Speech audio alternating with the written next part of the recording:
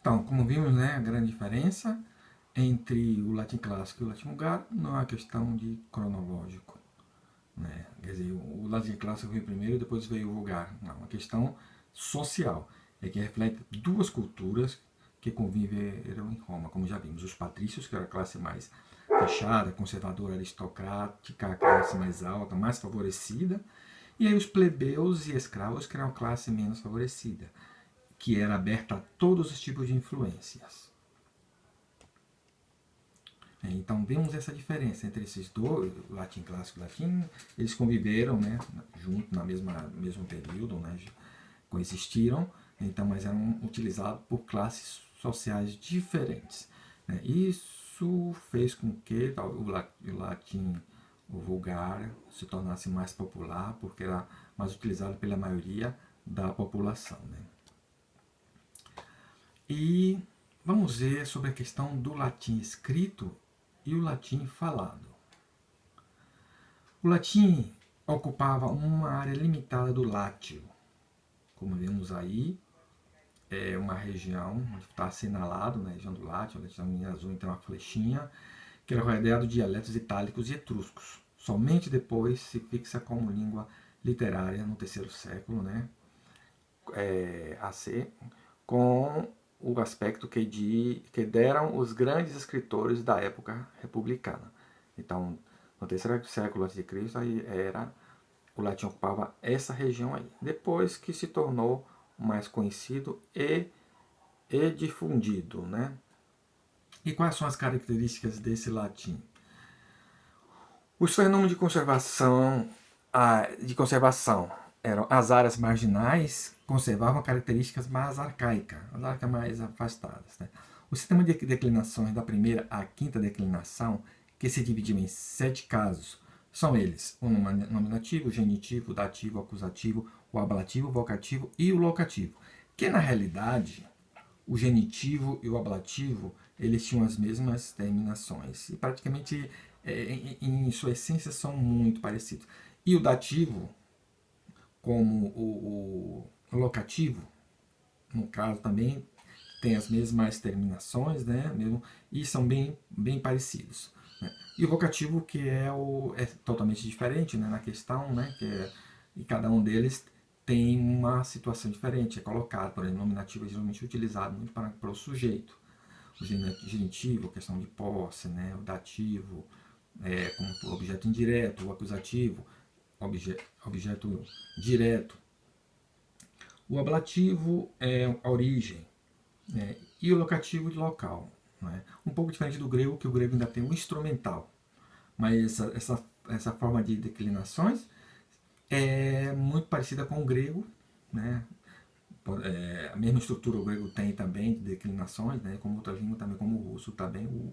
E da língua germânica temos o alemão, que também funciona com o sistema de declinações. A língua falada se diferenciava da língua escrita em maior ou menor grau, de acordo com a finalidade, a época e a classe social. Então existe a diferença.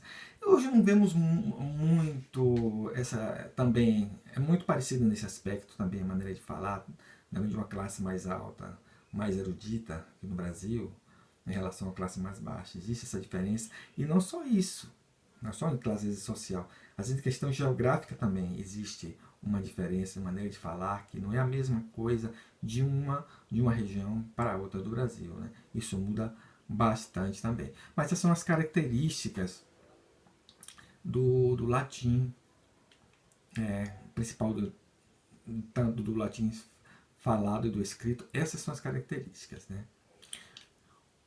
As características do latim vulgar são as seguintes. É mais simples em todos os níveis.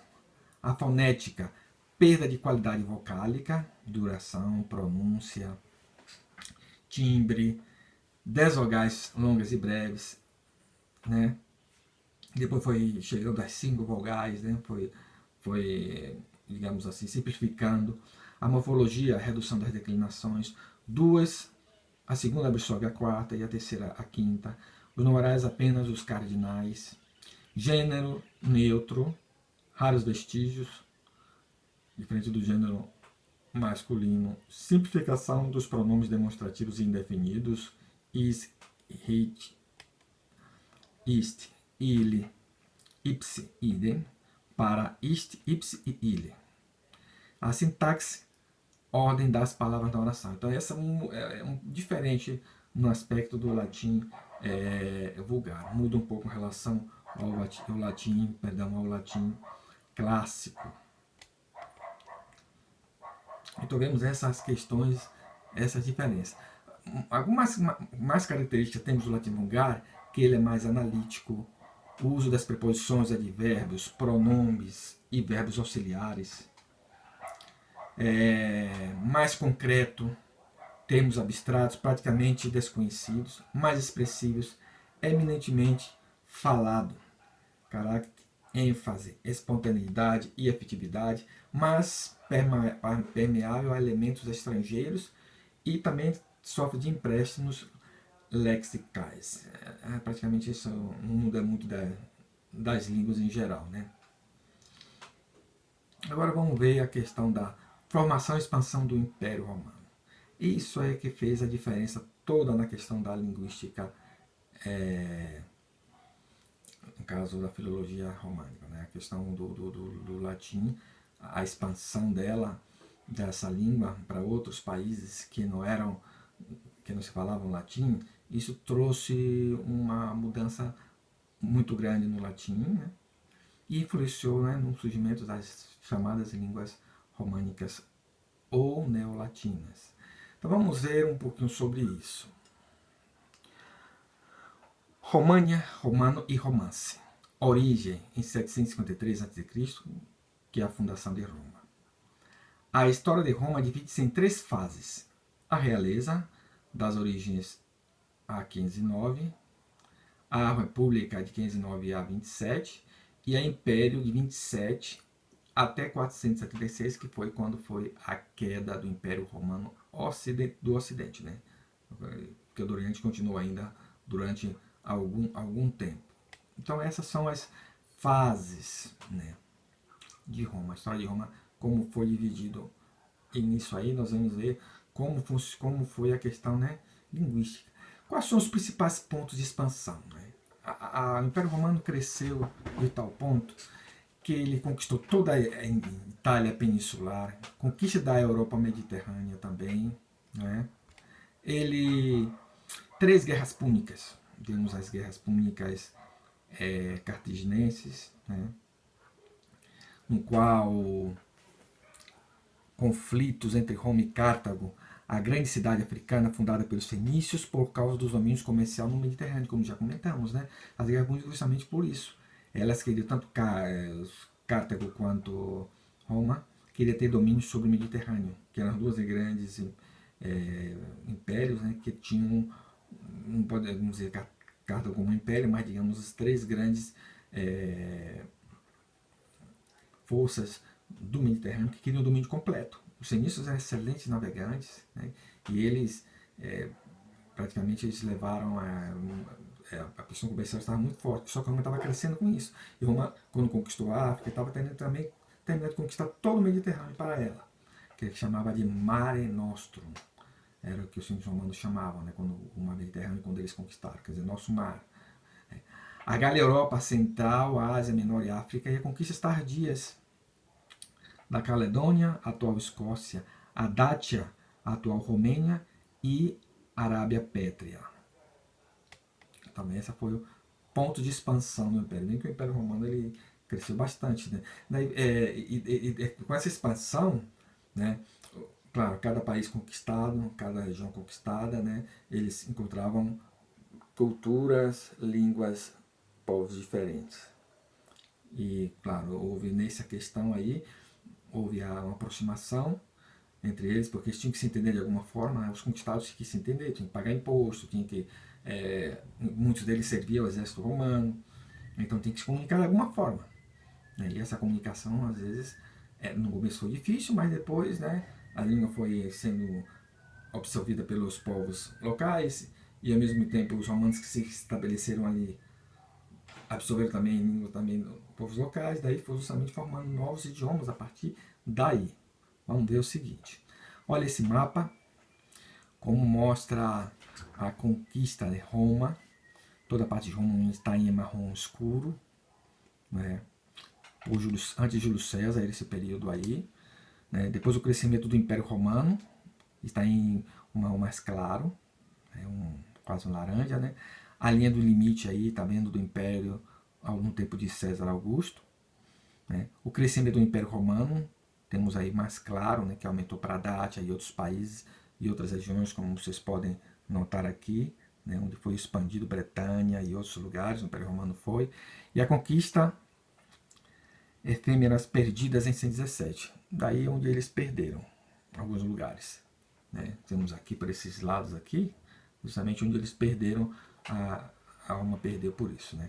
O Império Romano atingiu sua máxima extensão com um total de 301 províncias. Realmente para a época era muito. Cresceu bastante. Né? Então vemos aí como o Império cresceu. Então, aspecto da história do Estado romano, democratização progressiva do poder.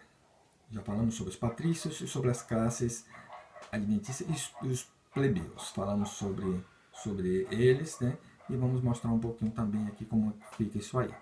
Então, os patrícios, eles governavam a urbe, classe fechada e conservadora. Daí vem a palavra urbanização, vem daí, né? E as classes adventicas e plebeias, e os plebeus, né, eram instituições representativas. Capacidade de absorver outros povos e sua espantosa expansão territorial no século V, né, de Cristo até o século II depois de Cristo. Então essa foi como era dividida o Império Romano administrado, né, digamos por aí. Né? No caso, os patrícios eram quem mais administrava essa questão. Né? Bom, latinização ou romanização. Conversamos sobre isso já há um tempo atrás, né, e mostramos que a latinização justamente aconteceu com a força da língua latina, né, em relação aos países conquistados. E a romanização, no caso da própria cultura romana, né? Não sei também se é latinização ou romanização. Claro, a romanização pode dizer que surgiu depois, com a questão da língua romana, da mistura dos idiomas, né, que ocorreu ali, né, e da evolução linguística em que o latim foi sendo transformado em outros idiomas, pelos idiomas locais. Né. Vamos dizer o que quer dizer cada uma delas. Significa que é a assimilação cultural e linguística da civilização latina por parte dos povos conquistados. É considerado um fenômeno único da história da humanidade. As conquistas romanas tinham caráter político e econômico, e o uso da língua era uma questão de honra. Então esse era o que se passava com os romanos. Né? E quais são esses fatores? Bom, já falamos sobre os fatores da latinização, que foram o exército romano, que é a base do império, né, da expansão foi isso. Vamos ver um pouquinho aqui como está, né? Que é a base do império de sua expansão, pois era o primeiro a entrar em contato com os outros povos, tanto na conquista como na ocupação. Exatamente isso, como um exército invade, né? O primeiro contato que tem os povos conquistados é com o exército. Depois vêm os representantes, né? As colônias militares são veteranos ou veteranos. São os soldados que eram representados e ficavam com as terras produtivas após a aposentadoria e recebiam a cidadania romana. Colônias civis instaladas após a retirada do povo vencido para resolver as demandas de terra por parte dos plebeus, garantir a ordem, impedir rebeliões e produzir alimentos e outros bens. Então isso era na questão das colônias civis. Era aí. Essas colônias ficavam mais tempo ali. As militares ficavam ali estabelecidas. E as colônias civis. O que acontecia com esse povo? Acontecia que esse povo ficava ali e daí moravam, né? Então daí o que acontecia? Eles estavam presos, estavam absorvendo a cultura e a língua locais do povo. Então a parte social também cultural. Aí vinha alimentação, vestimenta, inclusive a questão religiosa também era um ponto muito importante na questão da latinização. Outro ponto era a administração romana, que era a aristocracia romana, uso do latim clássico, sermos urbanos. Então, o latim usado pela administração das províncias foi um ponderável fator de latinização, já que era veículo de comunicação dos contatos com a população, latina e não latina, e a língua oficial de todos os documentos. Então, é claro, o pessoal de cima que controlava eram os líderes religiosos, os líderes administrativos que cuidavam dessa questão. Então, como era a pessoa da aristocracia, a pessoa de lá de cima, eles falavam um latim mais polido, o latim clássico, né? Latim como se fosse tipo assim, um português padrão, bem falado, bem escrito, eram falados por eles lá. Aqui. E temos o pessoal mais na classe mais humilde, né, que mais afastados das cidades, que tinham uma língua mais comum em que todo mundo falava sem